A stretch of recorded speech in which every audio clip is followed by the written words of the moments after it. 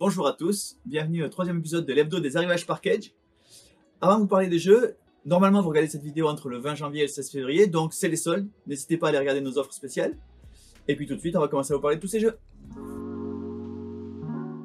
Le premier jeu dont je vais vous parler c'est Expedition à New Dale. Expedition à New Dale c'est un jeu d'Alexander Pfister. Pfister c'est un nom qui vous dit peut-être quelque chose, il a fait pas mal de succès, notamment Great Western Trail qui a eu un succès énorme, qui est même arrivé dans tous les prix devant Terraforming Mars. Il a fait aussi Maracaibo, Isle of Skye, Mombasa et Blackout Hong Kong, c'est-à-dire pas mal de jeux qui ont marché quand même. Il a aussi fait un jeu qui s'appelle Oh My Goods. Oh My Goods c'est un jeu qui n'est jamais arrivé en France, mais voilà, la version plateau c'est Expedition à New Dale et le voilà qui arrive. C'est un jeu qui se joue en campagne, c'est-à-dire qu'on peut jouer chaque partie différemment, qui se joue en simultané, mais qui peut aussi se jouer en solitaire, et qui est vraiment plein de matériel, donc n'hésitez pas, le dernier Alexander Pfister. Tsulo, c'est un jeu qui est, vous voyez, thématisé assez asiatique, avec le côté zen du chemin de la vie et de l'illumination. En réalité, c'est quand même un jeu assez abstrait. Le principe, c'est qu'il faut survivre sur un plateau. Donc on a tous notre petit bonhomme au départ et on va placer des tuiles. L'objectif, c'est d'écarter les adversaires du plateau. Dès qu'on place une tuile qui les envoie hors du plateau, ils sont éliminés et c'est le dernier qui reste qui a gagné, c'est comme la vie. Dragon Parks, c'est un jeu de Nicolas Sato qui nous a fait quelques jeux dans Tiki. Le principe du jeu, c'est que vous êtes un propriétaire de parc thématique dragons, parce que les dragons existent pour de vrai, et donc vous allez collecter des dragons. Le principe étant que vous allez collecter des petites cartes transparentes avec des pastilles dessus, donc qui se superposent ou qui se superposent pas selon où elles sont placées. Il va y avoir plusieurs tours pour aller récupérer ce dragon. Évidemment, si vous empilez les dragons qui ne s'entendent pas bien entre eux, ça va mal se passer pour vous. Par contre, si vous mettez un œuf dragon sous le bon dragon, évidemment ça va faire plus de dragons pour vos spectateurs. Par contre, tous ces dragons, il faut nourrir, ça mange ces petites bêtes là, et ça mange essentiellement des moutons. Donc il va falloir aussi avoir des moutons, parce que les dragons qui ont faim, ils s'en prennent aux visiteurs, et ça c'est pas très sympa pour votre part. Annie X Park chez Blue Ranch. Annie X Park c'est un jeu assez joli avec une esthétique que vous voyez sur les images. Le principe c'est un jeu de draft, donc vous allez collecter des animaux pour votre safari photo. Chaque type d'animaux, il y a une façon différente de marquer, donc essentiellement c'est des majorités, mais il y a des petites finesses qui font que le jeu est très rejouable. C'est joli, c'est facile, ça se joue vite. C'est Annie X Park. Color Brain c'est un jeu de quiz, donc avec des règles assez basiques pour animer vos soirées. Le principe du jeu c'est que on vous pose des questions, mais toutes les réponses sont des couleurs.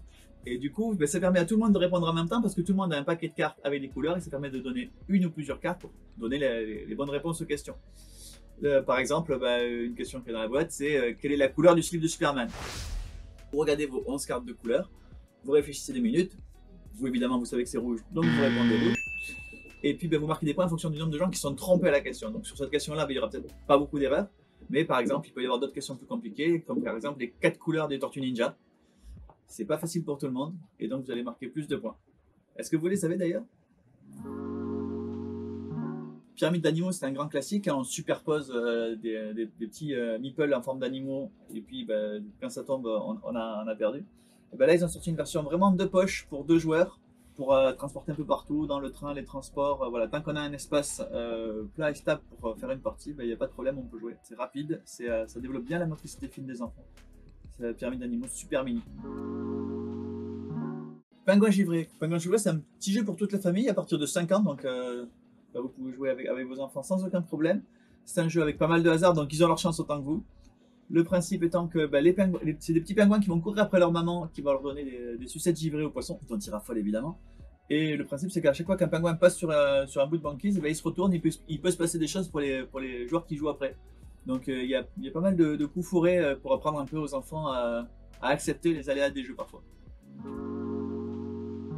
Agricola Famille. Je vous présente pas Agricola, c'est un jeu qui a été un succès phénoménal. Il a à peu près tout gagné. Il a gagné les Golden Geek, l'As d'Or, le Trick Track d'Or, le jeu de l'année en Espagne, au Portugal, en Italie. Bref, un classique incontournable. Ça, c'est une version familiale, simplifiée. Le principe du jeu, c'est qu'on est un paysan au Moyen-Âge qui va faire développer une ferme. C'est très immersif, on se sent vraiment en train de développer et l'agriculture et l'élevage. Vous remarquerez que par rapport au premier look and feel qui était quand même très allemand, là ils l'ont vraiment redesigné vers un public familial, beaucoup plus joli et accessible à partir de 8 ans. Ginkopolis. Alors Ginkopolis, je sais jamais comment le prononcer, est-ce qu'on dit Ginkopolis ou Ginkopolis? Je pars du principe que c'est un jeu qui se passe autour d'un grand ginkgo biloba, donc je vais dire Ginkgo. J'espère que Xavier Georges ne m'en voudra pas. Les ressources sont un peu épuisées, du coup, la ville que vous allez construire, elle est faite à partir des ressources du fameux Ginkgo biloba qui est là au milieu du terrain. C'est un jeu de draft avec des choix simultanés, donc ce qui permet de jouer assez rapidement et sans perdre trop de temps avec le temps de réflexion des autres. On réfléchit tous en même temps pour construire la plus belle ville possible.